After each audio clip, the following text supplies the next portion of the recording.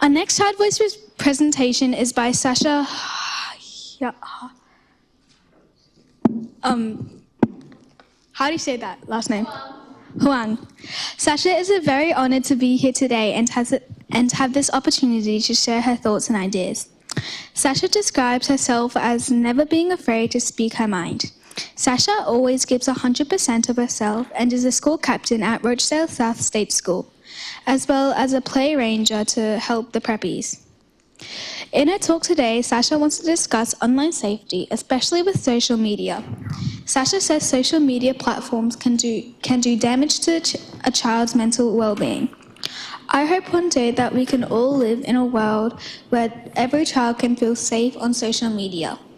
I look forward to hearing what Sasha has to say on this topic that impacts so many children today. Please welcome Sasha.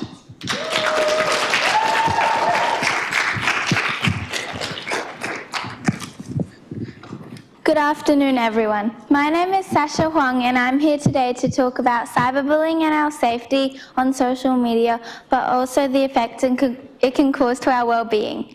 Most of us know what cyberbullying is, right? Things like constant mean texts, angry, violent comments, starting rumors online about you, things like that. But the thing is, no one from the side who's actually doing these kinds of things know how much this may hurt us.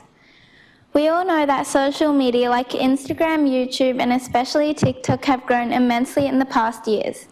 They have become some of the most popular apps in the world. However, this fun comes with a price. With every video, comment, or post, there is always at least one person who is out there to ruin your day with a nasty reply to something you may have worked extremely hard on. This would hurt anyone's feelings, whether they are 20, 30, or even 50. But for kids our age, this could cling on us for days, if not weeks. Every child deserves to feel safe anywhere, especially when they're in their own rooms, what's supposed to be their safe space, where no physical bully could ever get to them. Many people may think that commenting rude things that you would never say out loud is okay online and no harm is done. However, it's the exact same thing. Cyberbullying can increase stress and anxiety, depression, acting out violently, and low self-esteem. Nobody wants this to happen to themselves, but it happens every single day because of the lack of protection social media platforms have. As an example, if a child threatens another peer at school, they would be punished and spoken to. But if the same thing happened in a comment section of some YouTube video, absolutely nothing would be done. The same situation, different outcomes. And the worst thing is, only 1 out of 10 teen victims would tell a parent or trusted adult about being cyberbullied. Shouldn't parents have the right to know what's happening to their child? From research, I found out that about 37% of young people from 12 to 17 have been bullied online. 30% have had it happen more than once. I've asked my classmates how they may have felt if they have been cyberbullied before. It felt unfair that they could get away with it with no punishment, one said. It really got to my head more than real bullying, said another.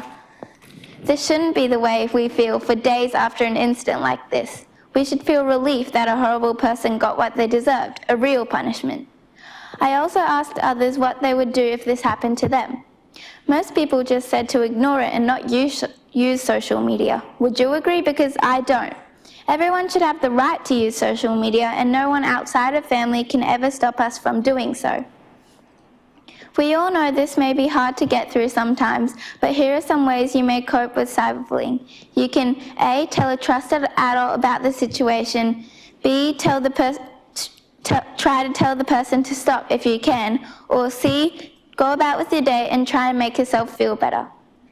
These are all great ways to cope, but really we shouldn't even be feeling so down in the first place.